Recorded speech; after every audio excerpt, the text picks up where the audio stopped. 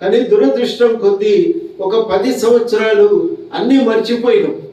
మళ్ళీ ఎక్కడ దాన్ని గుర్తు చేసుకోవడానికి కానీ ఆ రంగాల్లో ముందుకు ఎట్లా పోవాలని ఆలోచించడానికి కానీ మనకి ఎప్పుడు అవకాశం కూడా దొరకలేదు. గట్టిగా మాట్లాడితే ఏమి ఇబ్బందో ఎదుకులే అని ఎక్కడికక్కడ మౌనంగా ఉన్న కాలం కూడా మనం చూసినాం.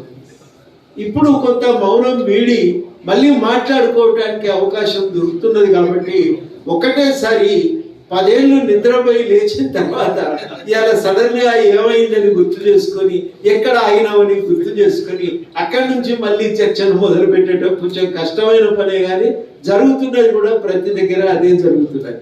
నాకు నిజంగా నిన్న మొన్న ఉద్యమ కాలంలో జరిగిన మీటింగ్ కు పోయి వచ్చినట్టే ఉంటున్నది. ఏ మీటింగ్ కు పోయినా ఆ రోజు మాట్లాడుతున్నది ఏదో ఇవాళ మళ్ళీ అదే విషయం మొదలుకు వచ్చి చర్చ అక్కడి నుంచి మళ్ళీ ప్రారంభం కావటం ఒక అందుకు చాలా సంతోషంగా కూడా ఉన్నది.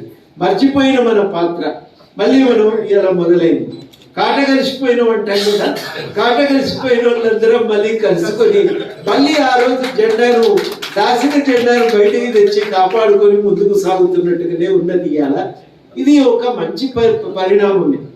ఈ మంచి పరిణామం ఎందుకంటే మనకు సంబంధించిన స్పృహ, మన భవిష్యత్తుకు సంబంధించిన ఆలోచన కలగకపోతే మనం నిజంగా జీవితమే నిరర్ధకంగా మారిపోతుంది. ఆ రెండు మొదలైనవి కాబట్టి ఇది తప్పనిసరిగా ఒక ఉపయోగకరమైనటువంటి మార్పు పరిణామం. ఇవాళ ఒక ప్రాబ్లం నాకు కూడా ఏమవుతుందంటే ఎక్కడ పోయినా అప్పుడు అవన్నీ చెప్పిండ్రు కదా ఇప్పుడు ఇవన్నీ చేస్తారా అని నన్ను అడుగుతున్నాను. అయితే నేను ఒకటి హామీ మాత్రం ఇవ్వగలను, ఏంటంటే ఎట్లా ఉంటామో ఏం పదవుల్లో ఉంటాం అనేది కీలకం కాదు, కానీ ఈ పనులు జరగవలసిన అవసరం ఉందనేది అయితే అందరం సంపూర్ణంగా అంగీకరించవలసిందే.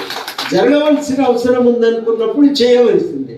ఎట్లా చేస్తామనేది వేరే మాట, కానీ ఎక్కడ ఉన్నా ఆ ప్రయత్నం అయితే సీరియస్గా జరగవలసినటువంటి అవసరం ఉందని నేను సంపూర్ణంగా అంగీకరిస్తూ, అవి కేవలము మన జీవోలను ఆమోదం చేయించుకోవటం మాత్రమే కాకుండా, నేను సురేందర్ గారితో మొన్న కూడా కలిసినప్పుడు చెప్పిన మన సమస్యల మీద మనమే ఒకరోజు విద్యా సమస్యల మీద